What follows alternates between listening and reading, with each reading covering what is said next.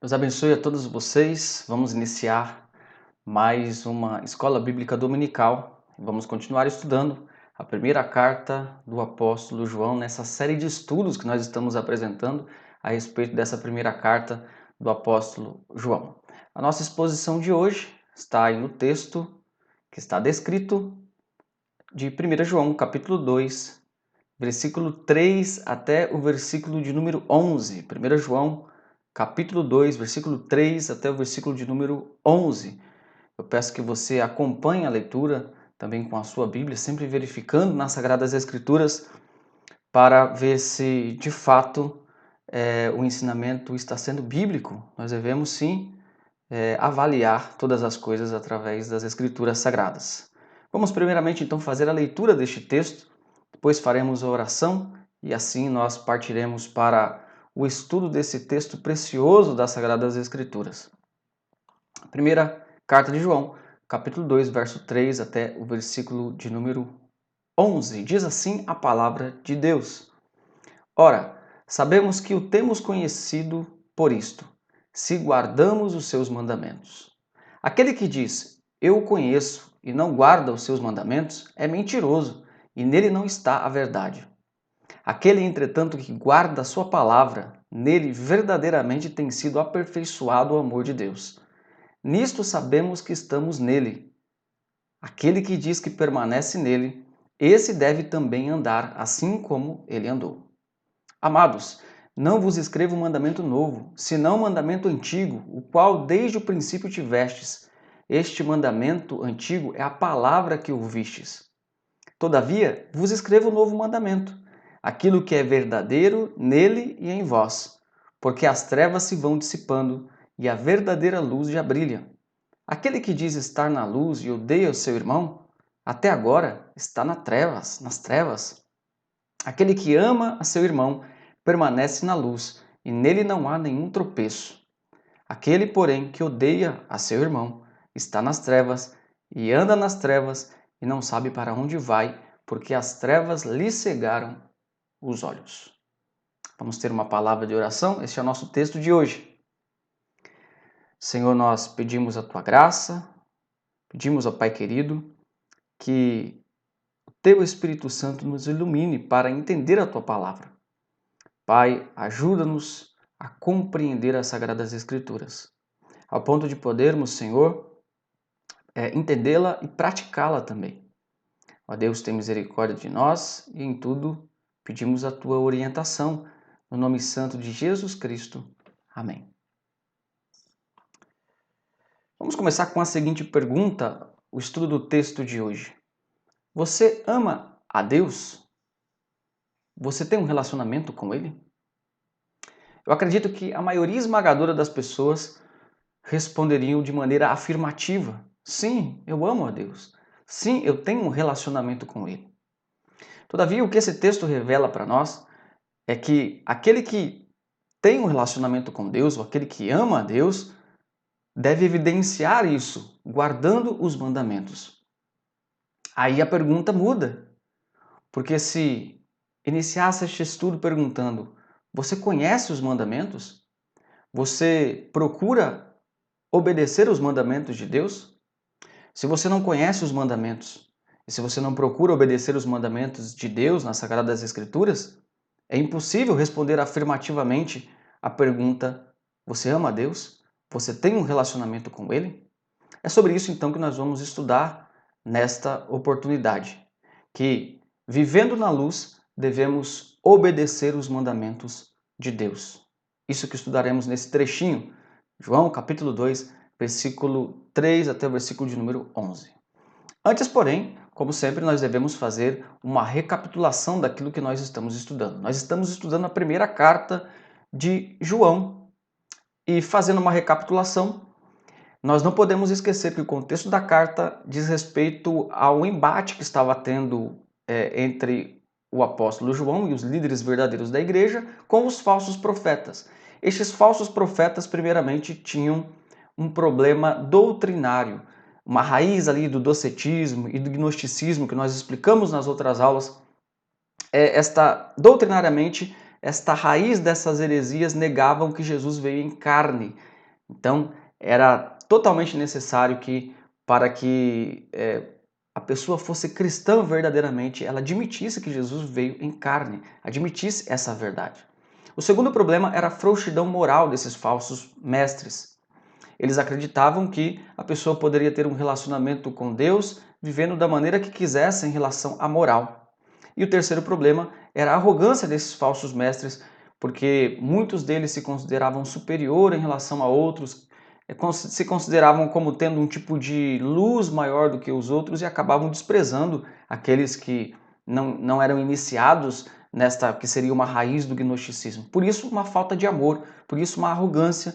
Então, João vai trabalhar com essas três questões nessa carta, a segunda carta e a terceira carta também, com a questão doutrinária, admitindo que Jesus veio em carne, com a questão moral, mostrando que aquele que diz ser filho de Deus e aquele que diz viver na luz deve ter um posicionamento moral, né? Deve ter um comportamento diferente das outras pessoas.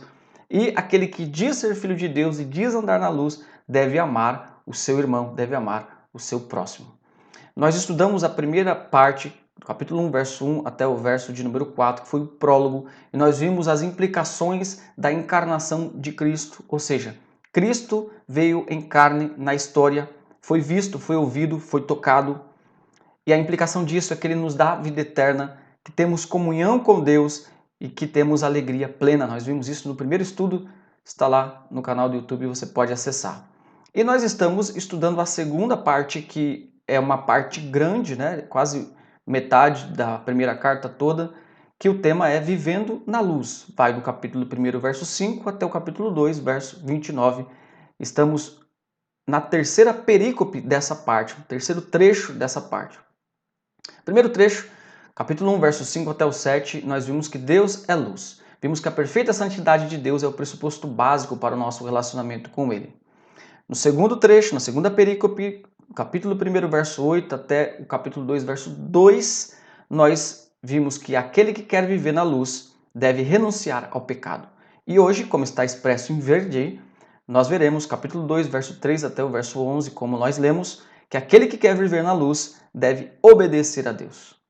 Seria o segundo critério, aquele que quer viver na luz deve obedecer a Deus. A primeira condição, aquele que quer viver na luz deve renunciar ao pecado. A primeira condição é uma condição negativa, ou seja, de deixar de fazer alguma coisa. Essa segunda condição agora que vamos estudar é uma condição positiva. Aquele que quer viver na luz, aquele que diz viver na luz, aquele que diz ter um relacionamento com aquele que é luz, ele deve então positivamente obedecer a Deus, obedecer aos mandamentos de Deus. Alguns estudiosos, como por exemplo John Stott, dividem essa perícope que nós vamos estudar em duas provas de que as pessoas têm comunhão com Deus ou não. A prova moral, versículo 3 até o versículo 6, e a prova social, se há amor, se há obediência ao mandamento do amor. Essa pode ser uma divisão, na verdade talvez seria a divisão mais conhecida dessa perícope, desse trecho, mas como assunto de toda essa perícope, de todo esse trecho, verso 13 até o verso de número 11, está centralizado na obediência a Deus e aliada à questão do mandamento, porque a obediência pressupõe a pergunta, obediência a quê? Obediência ao mandamento. E ligado com o amor, porque a obediência ao mandamento do amor. Então, como todo esse trecho está ligado por esse tema principal que é a obediência, nós vamos trabalhar exatamente com essa questão, destacando que a obediência é uma condição para aquele que quer viver na luz. Então vamos ao estudo do texto, versículo por versículo, mostrando aí as características desses versos. Depois nós vamos partir para as lições deste trecho das Sagradas Escrituras, que Deus possa nos abençoar nisso. Versículo de número 3, ora, sabemos que o temos conhecido por isto, se guardamos os seus mandamentos. Ora, sabemos que temos conhecido por isto, se guardamos os seus mandamentos. O primeiro destaque que nós podemos fazer é para a expressão aí, temos conhecido. Essa tradução, que na verdade é uma palavra grega, e essa palavra conhecer é usada no sentido hebraico de ter um relacionamento pessoal com Deus. Então, conhecimento aqui não é um conhecimento somente intelectual, um conhecimento só superficial. Como estes autores bíblicos, embora escrevessem em grego, eles tinham uma raiz judaica, este conhecimento é muito mais parecido com o conceito de conhecimento judaico, hebreu, que é um conhecimento que não é só intelectual, é um conhecimento de ter uma experiência. Então, o que João está dizendo é que nós sabemos que a verdade é que o temos conhecido por isto, se guardamos os seus mandamentos. Ou seja, temos uma experiência pessoal com ele, somente evidenciamos que temos uma experiência pessoal com Deus se nós guardamos os mandamentos de Deus. O Evangelho ele é tanto um corpo de verdades como uma pessoa em Jesus Cristo. E a ênfase daqui em relação ao conhecimento são as seguintes. Nós podemos conhecer a Deus, esse é um pressuposto aqui. Nós podemos saber o que Deus deseja para as nossas vidas, mas a questão aqui é mais profunda. Nós podemos ter um relacionamento com Deus. Então, aquele que diz ter um relacionamento com Deus, aquele que diz ser filho de Deus, aquele que diz viver na luz, ele deve manifestar isso. Deve guardar os mandamentos de Deus, ou seja, ele deve obedecer a Deus, porque os mandamentos de Deus são as exigências que Deus faz na sua palavra para os seus filhos. Uma das provas do nosso relacionamento com Deus é revelada por nossas motivações e pelas nossas ações. Quais são as nossas motivações? Quais são as nossas ações? Dependendo da resposta, nós evidenciaremos se temos de fato um relacionamento com Deus. A Bíblia diz que a boca fala do que o coração está cheio, por exemplo. Ou seja, dependendo daquilo que a pessoa falar, aquilo que ela desejar, para onde ela olhar, todas essas características da vida, da prática, demonstram se nós temos um relacionamento com Deus. Por isso o texto ratifica isso. Sabemos que temos uma experiência pessoal com Ele se guardamos os mandamentos. Essa expressão, se guardamos, é importante porque este verbo, traduzido como guardar aqui, está no subjuntivo e ele aponta para o elemento condicional. E o que reforça isso é essa cláusula condicional se. Então, se guardamos, ou seja, uma condicional. Nós demonstramos se nós tivemos uma experiência com Deus se nós guardamos os mandamentos de Deus. O versículo 4 diz o seguinte: aquele que diz, eu conheço, e não guarda os seus mandamentos, é mentiroso, e nele não está a verdade. Veja que tem mais um elemento, é parecido com o elemento anterior, só que agora falando da questão negativa. Aquele que diz, eu conheço. Essa é uma das várias afirmações dos falsos mestres que João está combatendo aqui, o que parece ser o que os estudiosos chamam de diatribe, né? Ele está, como se ele dissesse, os falsos mestres dizem que conhecem a Deus, mas não guardam os mandamentos. Então ele diz, olha, aquele que diz, está dando uma indireta aqui, vamos dizer assim, aos falsos mestres. Aquele que diz, eu conheço, ou seja, conheço a Cristo e não guarda os seus mandamentos, é mentiroso e nele não está a verdade. Uma das várias falsas frases desses falsos mestres. Um outro destaque para esse texto é o fato da palavra guardar, ou seja, não guarda. Este aqui é um particípio ativo presente e fala de uma ação habitual. Ou seja, aquele que não tem o costume de guardar. Não tem como ação rotineira guardar, ou seja, obedecer, observar, prestar atenção nos mandamentos. Aquele que diz que conhece a Deus, lembre-se que conhecer aqui não é só conhecer intelectualmente, é ter uma experiência. Aquele que diz que conhece a Deus, que tem uma experiência com Deus, que é filho de Deus, mas não tem o costume, não tem o hábito de observar os seus mandamentos, de prestar atenção nos seus mandamentos, ele está mentindo, ele não está vivendo a verdade. É isso que João está destacando aqui. Vamos para o verso de número 5. E o verso de número 5 diz o seguinte: aquele, entretanto, que guarda a sua palavra, veja que a palavra está sendo colocada como sinônimo aqui de mandamento, só que está estendendo, né? Então, aqui a gente até poderia colocar toda a palavra de Deus, né? Aquele que guarda toda a palavra de Deus, observa, que presta atenção, que se dedica à palavra de Deus, a prestar atenção naquilo que Deus fala, nas orientações de Deus. Então, aquele, entretanto, que guarda a sua palavra, nele verdadeiramente tem sido aperfeiçoado o amor de Deus. Nisto sabemos que estamos nele. Este nisto sabemos que estamos nele, provavelmente faz parte do versículo de número 6, por isso não vamos falar sobre ele. Mas mais uma vez a palavra guardar aqui no subjuntivo dando a ideia condicional. Ou seja, é uma condição, aquele que guarda a sua palavra, se a pessoa guarda a palavra, então tem sido verdadeiramente aperfeiçoado nessa pessoa o amor de Deus. Essa expressão tem sido aperfeiçoado, ela pode ser traduzida, ela vem na palavra telos, é muito conhecida porque quando Jesus fala na cruz, né, está consumado, é exatamente essa palavra que Jesus está dizendo, né, está terminado, está completo. Então ela significa uma completude, um amadurecimento. Veja que João ele está ligando essa questão da guarda dos mandamentos com o amor de Deus. Ou seja, aquele que guarda a palavra, este tem crescido, este tem amadurecido, sido amadurecido no amor de Deus. É impossível desvencilhar a questão do amor de Deus, que é um mandamento, nós vamos ver posteriormente isso, com a guarda da palavra, a guarda dos mandamentos. Essas coisas estão interligadas e, obviamente, tudo isso está ligado à obediência. Aquele que diz estar em Cristo tem que obedecê-lo. Obedecer a quê? Aos mandamentos. Que mandamento? E aí nós vamos ver mais para frente que é destacado o mandamento principal, que é o mandamento do amor. Versículo de número 6 diz o seguinte: aquele que diz que permanece nele, esse também deve andar assim como ele andou. Aquele que diz que permanece nele aqui em Cristo, né, este também deve andar assim como ele andou. Nisto sabemos, veja que o nisto sabemos não está aqui, né, no versículo 6, mas está no versículo 5, ó, como vocês podem observar. No finalzinho do versículo 5 está aqui, nisto sabemos que estamos nele. Essa expressão aparece em João algumas vezes e não é fácil de dizer se ela se refere ao que vem antes ou o que vem depois, ou se refere a ambos, ou se é uma espécie de dobradiça.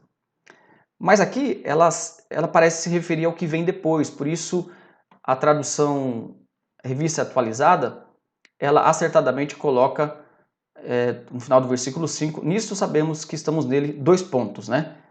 Apontando que esse nisto vem depois. Nisto o quê? Então o versículo 5 responde.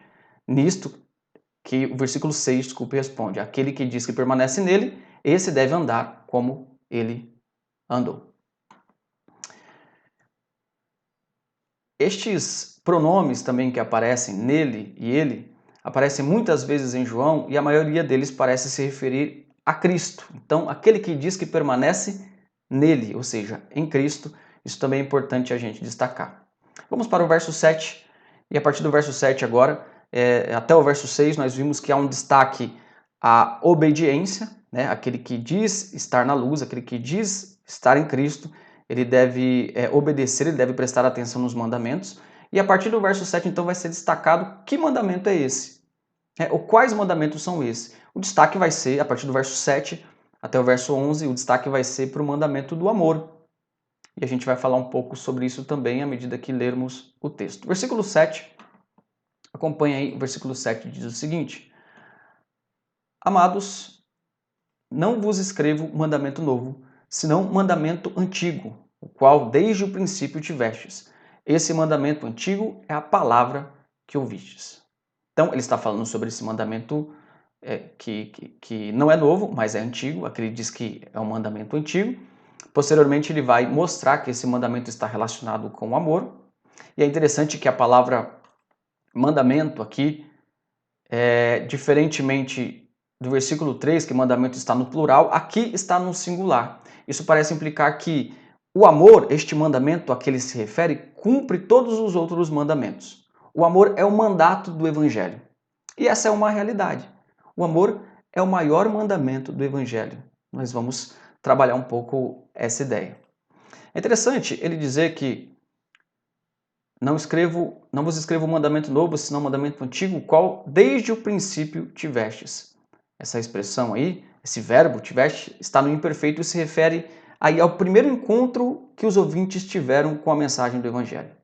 Ele está mostrando aqui que este mandamento do amor não é algo inventado por ele. Este mandamento ele foi ouvido por aqueles crentes desde o princípio que o evangelho foi pregado para eles. O texto Receptus, que é uma compilação dos textos gregos antigos do Novo Testamento, usado em algumas traduções e em outras não, ele é usado na tradução, por exemplo, João Ferreira de Almeida, Revista e Corrigida. Ele traz no finalzinho a expressão aí, no finalzinho desse versículo, desde o princípio. Então, na tradução Revista e Corrigida está aqui a palavra que ouvistes desde o princípio. Esse acrescentar dessa parte ou não muda o sentido aqui, porque o próprio verbo no imperfeito dá a entender que se refere ao primeiro momento ali que aquelas pessoas tiveram contato com este mandamento. A ideia então do versículo 7 é que este mandamento, nós sabemos que é um mandamento do amor, pelo que João vai falar posteriormente, este mandamento não é um mandamento novo. Bom? E o versículo 8 vai destacar uma coisa contrária, dizendo que esse mandamento, na verdade, é um mandamento novo. Veja que interessante o versículo 8, o que diz: Todavia vos escrevo o mandamento novo. Parece uma contradição, né? Deixa eu mostrar novamente o verso 7. Amados, não vos escrevo o mandamento novo, mas aquele mandamento que vocês conhecem desde o princípio. E o verso 8, todavia vos escrevo o novo mandamento. Aquilo que é verdadeiro nele e em vós, porque as trevas se vão dissipando e a verdadeira luz brilha. Quando nós olhamos esta aparente contradição, que nós sabemos que não é uma contradição, isso foi colocado de modo proposital, obviamente, por João, nós devemos nos perguntar, este mandamento, que nós sabemos que é um mandamento relacionado ao amor, é um mandamento novo ou não é novo? Então a resposta é as duas coisas. Esse mandamento é velho e é novo. Ele é antigo, mas ele também é novo. Então, ele não é novo, ou seja, ele é um mandamento antigo, pelo menos por dois motivos. Porque o mandamento do amor, e isso muitas pessoas não sabem disso, as pessoas elas têm, pelo fato de não conhecerem muito bem as Escrituras, têm a noção de que Jesus foi o primeiro a falar sobre amor. E isso não é verdade. Na Escritura toda, nós somos orientados a amar as pessoas. Mas este mandamento não é novo, ele é antigo, pelo menos por dois motivos que eu expus aí. Primeiro, este mandamento estava no Pentateuco, ou seja, nos 5 primeiros livros da Bíblia, Deuteronômio 6:5 e Levítico 19:18, está escrito lá, ame as pessoas, ame o teu próximo. Tá bom? E em segundo lugar, esse mandamento não é novo porque é parte integrante da mensagem do Evangelho. Desde que João começou a pregar o Evangelho para aquelas pessoas as quais receberam aquela carta, ele estava falando do amor. Tá bom? É interessante isso porque João está destacando que a sua mensagem, ao contrário da mensagem dos hereges, não era uma mensagem inventada, não era uma mensagem nova. E isso nos ensina que a gente tem que ficar com bastante pé atrás de tudo aquilo que é novidade. Se uma pessoa aparece pregando aí uma mensagem que nunca ninguém pregou, que nunca nenhum ramo da igreja falou sobre isso, se é um negócio totalmente novo, a gente deve ficar com o pé atrás. Porque todas as mensagens pregadas na Escritura Sagrada são mensagens antigas, já estavam na Escritura, já estavam no Antigo Testamento. Isso João aqui coloca propositalmente, mostrando, repito, que ele não era como os falsos mestres que ficavam inventando novidades. Este mandamento era um mandamento velho. Mas esse mandamento também é novo, o mandamento do amor. Por quê? Porque Jesus deu um significado mais rico e mais amplo para este mandamento que já existia no Antigo Testamento. E aí, pelo menos duas coisas a respeito disso. Jesus mostrou que todo o ensinamento da lei e dos profetas dependia do mandamento do amor. O mandamento do amor encabeçava tudo isso.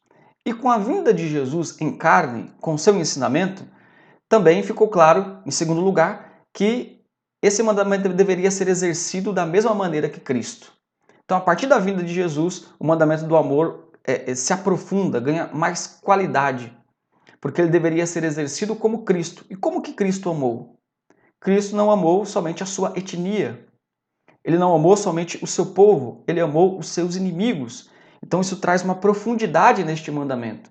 Por isso ele é novo, nesse sentido. No sentido de que Jesus nos mostra que nós devemos amar até mesmo os nossos inimigos. E o texto diz também, aí no finalzinho que as trevas vão dissipando através desse mandamento, né, que age em nós, e a verdade que age em nós, as trevas vão se dissipando. Mas será que hoje ainda as trevas vão se dissipando?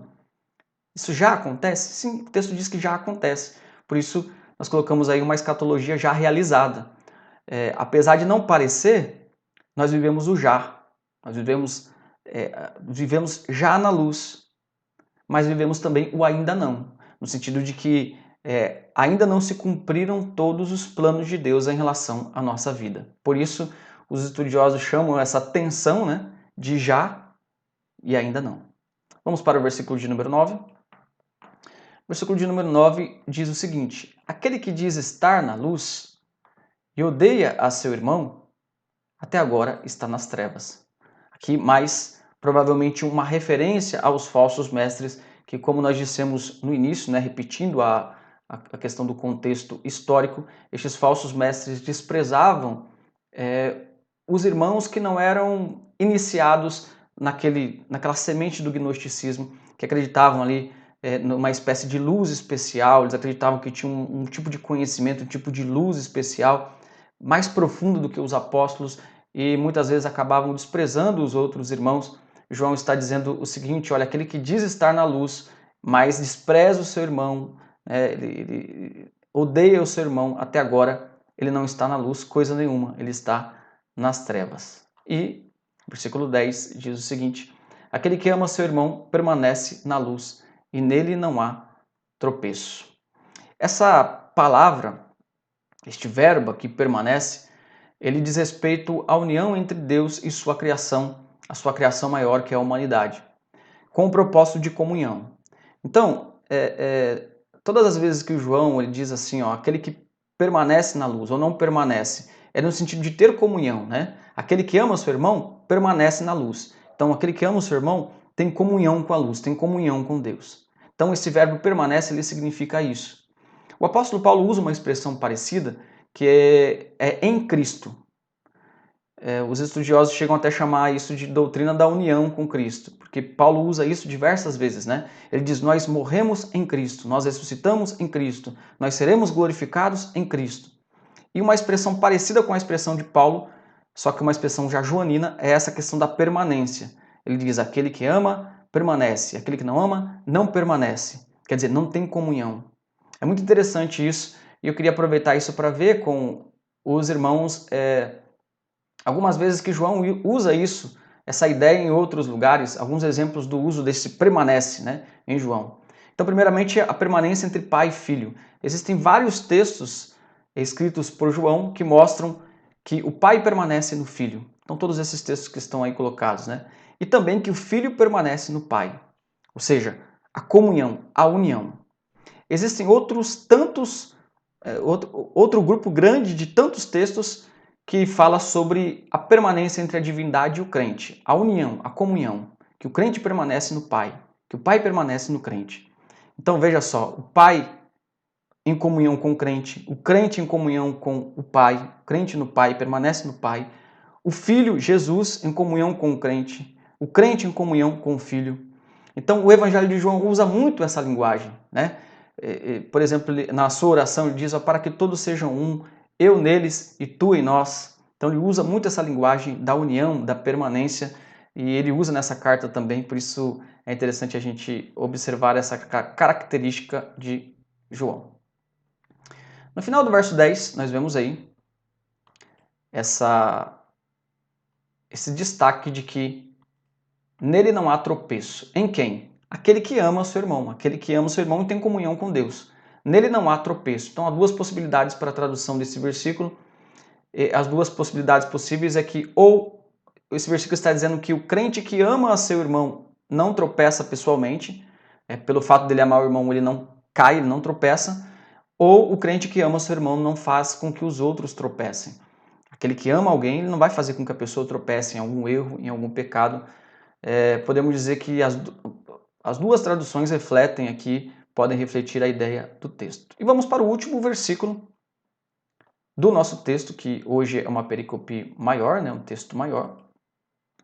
O último versículo diz o seguinte: aquele, porém, que odeia seu irmão está nas trevas, e anda nas trevas, e não sabe para onde vai, porque as trevas lhe cegaram os olhos.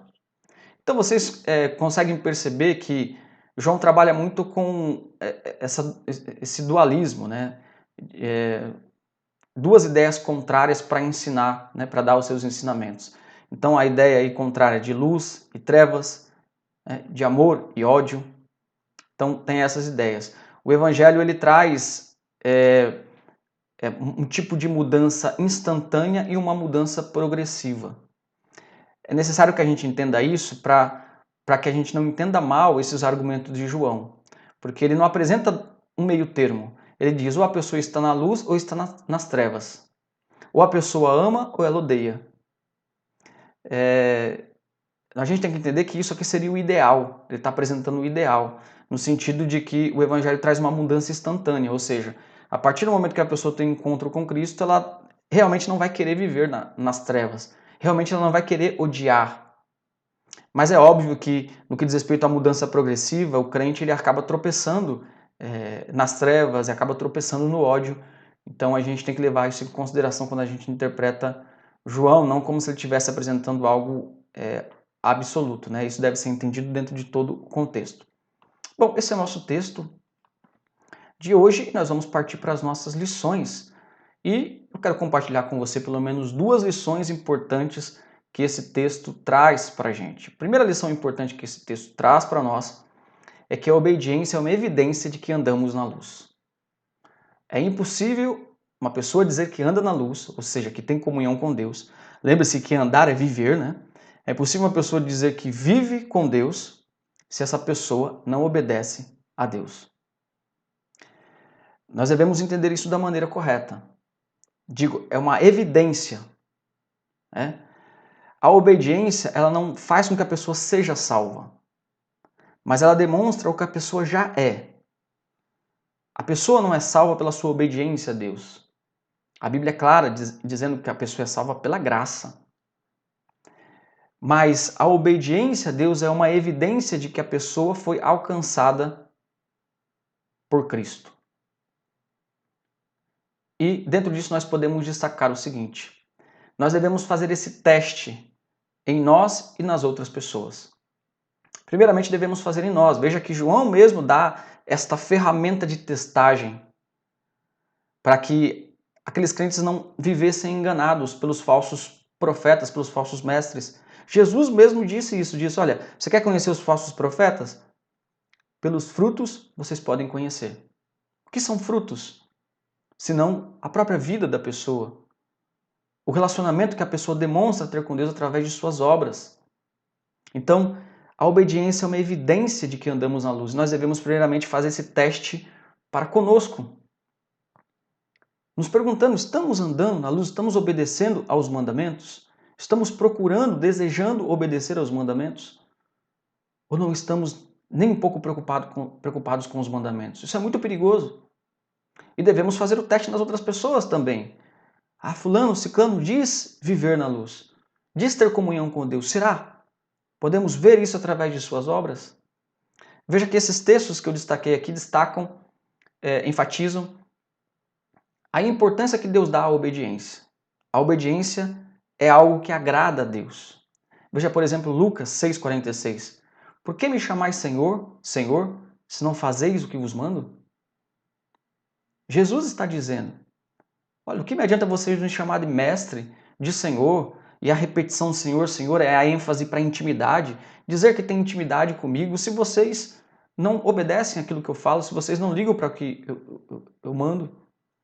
Muitas pessoas dizem até mesmo ser cristãs, mas não estão nem aí para o que Jesus fala, para as orientações de Cristo.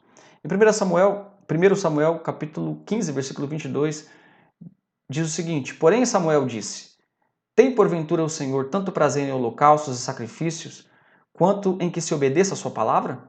Eis que obedecer é melhor do que sacrificar, e o atender melhor do que a gordura de carneiros. Ou seja, Deus se agrada mais da obediência do que em sacrifícios.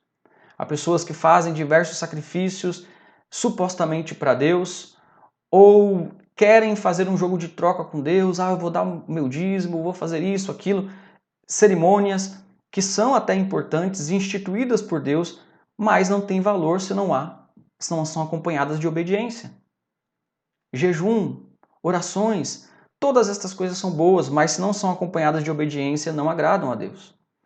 Jeremias 7, 22 e 23 diz o seguinte: porque nada falei a vossos pais no dia em que os tirei da terra do Egito. Deus está falando, né?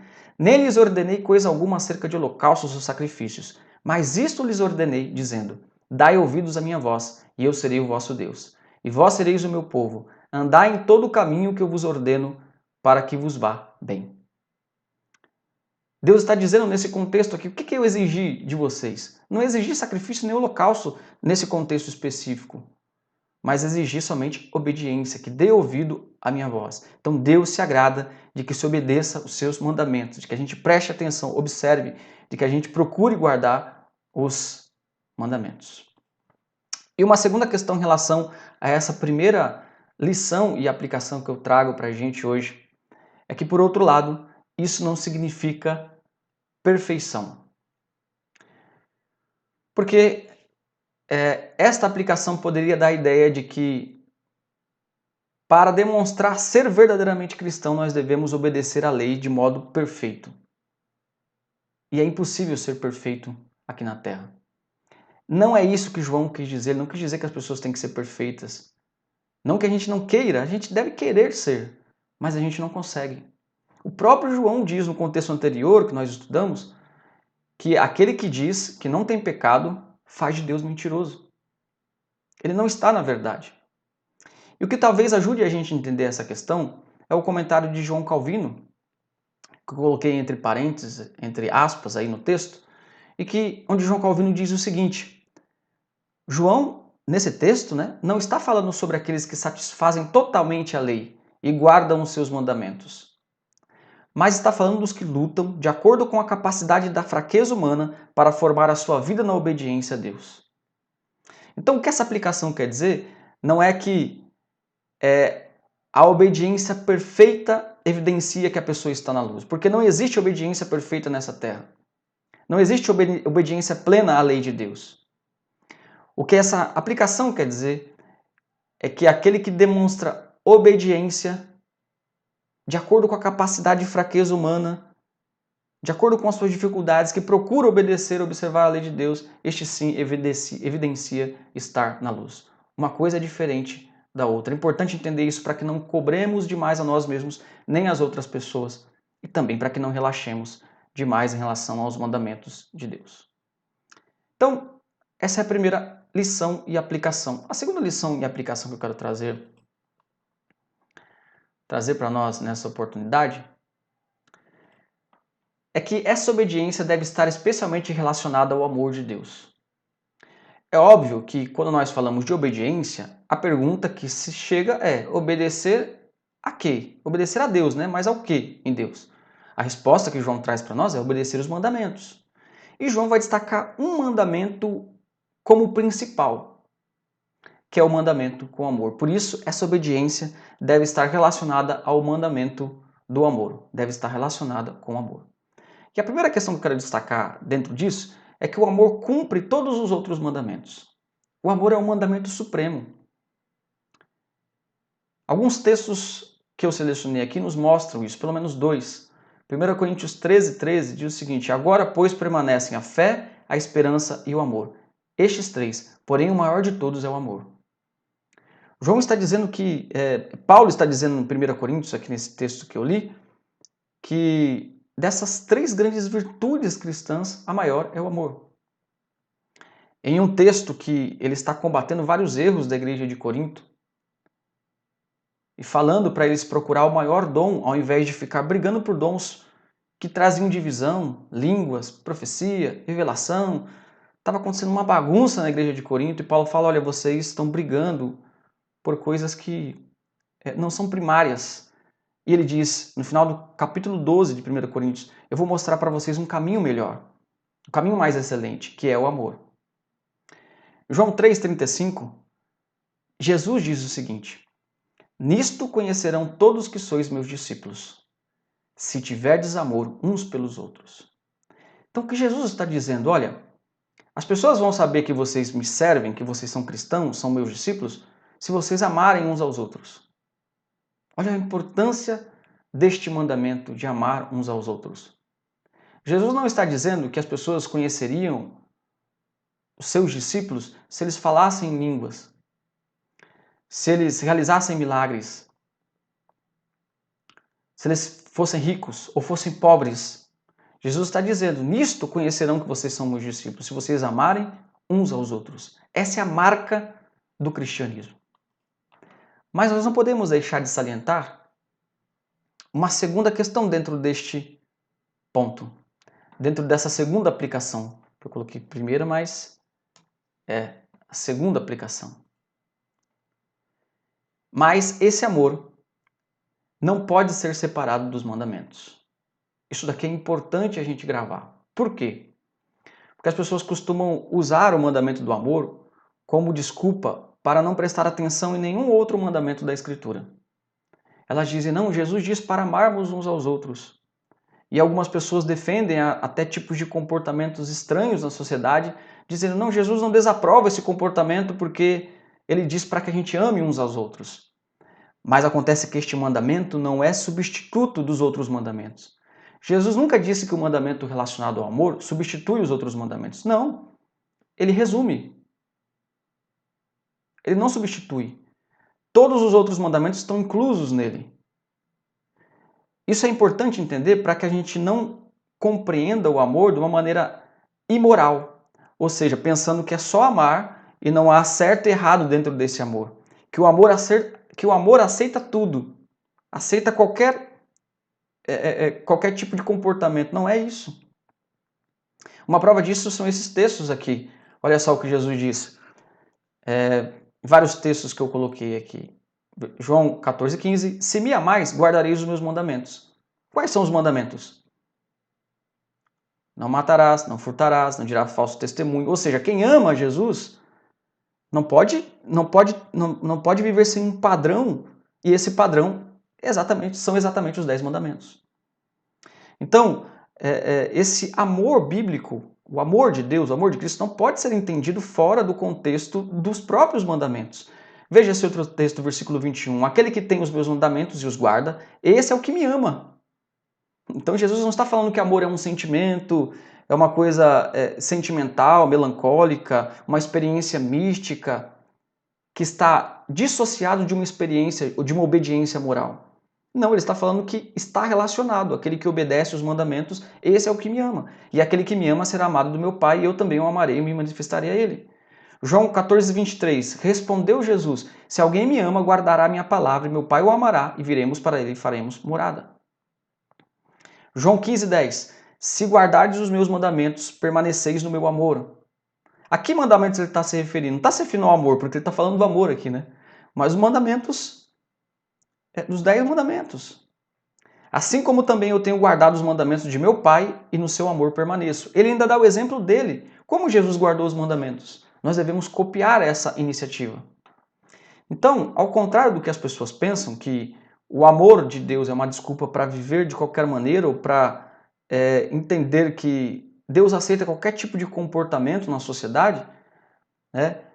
Ao invés de entender dessa maneira equivocada, nós devemos entender que o amor está inseparavelmente ligado aos mandamentos. De forma que eu coloquei aqui os 10 mandamentos, que o primeiro mandamento até o quarto se referem diretamente a Deus. E o quinto mandamento até o 10º se referem diretamente ao próximo. Então, se alguém anda na luz e ama, quer obedecer o amor, automaticamente, se a pessoa ama a Deus, ela não vai ter outros deuses diante de Deus. Ela não vai fazer imagem de escultura para adorar. Ela não vai tomar o nome de Deus em vão. Ela vai se lembrar do dia de descanso. Então, se uma pessoa diz amar a Deus e pensa que amor é só um sentimento que a pessoa tem para com Deus, quando pensa em Deus ela chora, ela sente algum arrepio, alguma coisa assim, e se esquece dos mandamentos, esse não é o verdadeiro amor da Sagrada Escritura. E em relação ao próximo, se uma pessoa ama o próximo, essa pessoa vai honrar o seu pai e sua mãe, não vai assassinar, não vai adulterar, não vai furtar, não dirá falso testemunho contra alguém e não vai cobiçar ou invejar as coisas do próximo. Isso é importante para que a gente entenda que, repito, o amor de Deus não é amoral ou imoral. Ele está inseparavelmente ligado com os mandamentos das Sagradas Escrituras. Esse é o amor da Bíblia. O amor que as pessoas interpretam, tiram essa palavra amor do contexto e colocam de acordo com o contexto que elas querem, não é aprovado pelas palavras de Cristo nas Sagradas Escrituras, como nós acabamos de ver.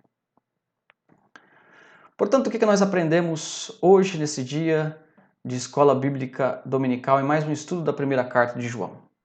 Nós vimos que aquele que quer viver na luz, que é o teminha aí, do versículo 5, 7 do capítulo 1, deve obedecer a Deus. Lembrando que essa obediência deve ser direcionada aos mandamentos de Deus, especialmente o mandamento do amor. Porque se alguém cumpre o mandamento do amor, logo ele vai se importar com todos os outros mandamentos. Que Deus abençoe a nossa vida. Que Deus abençoe a sua vida e nos ajude.